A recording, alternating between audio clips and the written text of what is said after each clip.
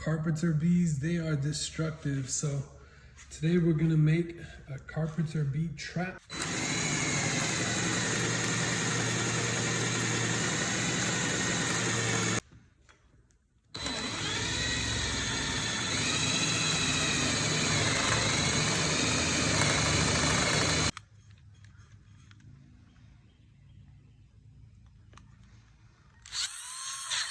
You're gonna line up your hole with the center there. And we're gonna drill twice, not too far. One there, one straight across. Line your holes back up.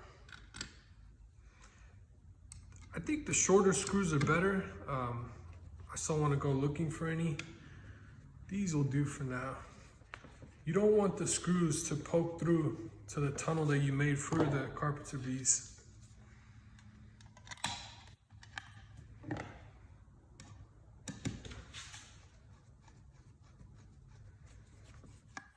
They're gonna go in there. There's only one way down. They're gonna fall into the jar. And that's it. That's the whole idea. Bee goes up, goes down, and then they can't find their way out. Last thing we want to do is right on the top.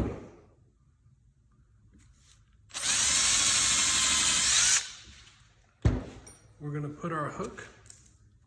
You could use a smaller hook. This one is a little overkill. So basically, that there, and you could put this hook wherever you want to hang it. That's it.